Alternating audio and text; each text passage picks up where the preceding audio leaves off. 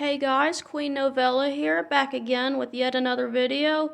Now, it's been a while since I made any content on YouTube, and I do apologize for that. That's because 2024 has been a not so great year for my family, let's just say that.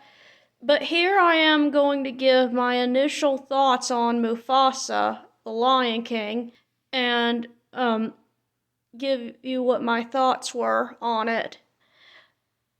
So I went to see this with my sister back in December, I think, and I had, I'll be honest, I did enjoy this more than the Lion King live action remake, and I actually think it was a good addition to that universe. Notice I said that universe, though. I'll get to that in a minute.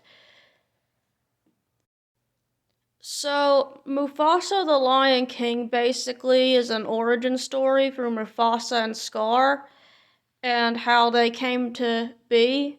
So, Mufasa in the movie, this isn't a spoiler by the way, this is told at the beginning of the movie. Mufasa is basically an orphan and he gets separated from his parents and then runs into Taka's family, who is Scar. That's not a spoiler either. I think everybody knows who Taka is if you're like a really big Lion King nerd. But yeah, it shows how they grew up together and what happened to their pride, and they basically have to run from the main villain and find this place called Malele.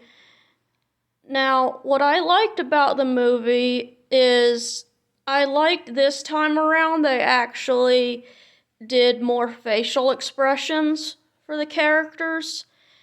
Like in the live action remake, there were very flat faces, if that makes sense, since animals don't express themselves in the same way people do. And I guess the director of the movie, Jon Favreau, wanted a hyper realistic portrayal of them, which, in my personal opinion, I don't think worked very well. I don't think that works very well with animal characters in general. I mean, I thought it worked well with the Jungle Book, but not the Lion King live action remake.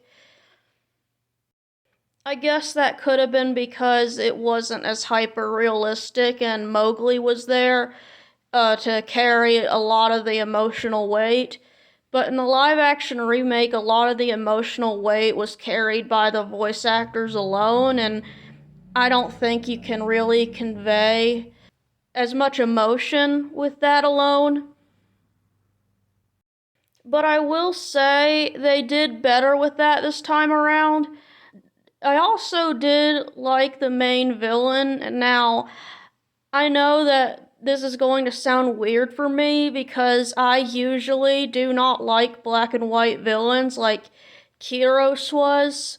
But I think this is one of the few cases for me where a black and white villain worked because I think Taka or Scar was there to bring in the nuance.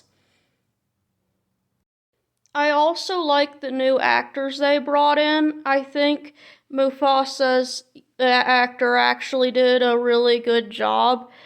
Given James Earl Jones' passing last year, I was concerned about a few things, but I didn't think he actually did a bad job. I also like how in the live action remake movies, well, in this live action universe, I like how Sarabi was characterized. She didn't have much going on in the original movie, but these movies seem to give her more character depth. That was probably one of the only things I liked about the live action remake. Okay, now that I got into what I did like, now let's get into what I thought could have been better. I will admit most of the music was not as good as the original movie. Well, the animated movie specifically. Now, I don't want to get into too much of the songs. I thought a lot of them were catchy, but they didn't have the same, I guess, oomph as the original songs did. I think the only song that I think could stand up to the original songs was the first song in the movie called Malele. I will give an example and say Kiro's song Bye Bye was not nearly as strong as Be Prepared was. Like with Be Prepared, it revealed a lot about Scar's character and how conniving and cunning he was, while Bye Bye just feels more like a okay, we need a villain song, let's give him one. Which don't get me wrong, it is really catchy and I wouldn't mind listening to it. It's just I wish there was more to the song, I guess. But I guess this is kind of a minor complaint because Kiros didn't have much depth to him, in my opinion. So I guess one could argue the song does fit that. I will also say that there are some issues I have that are still present in Mufasa and what I complained about in the 2019 remake is that the backgrounds don't work with and the colors don't exactly work with the songs. Like, if you remember in the original Lion King, I Just Can't Wait to Be King, everything gets all colorful when Simba starts singing.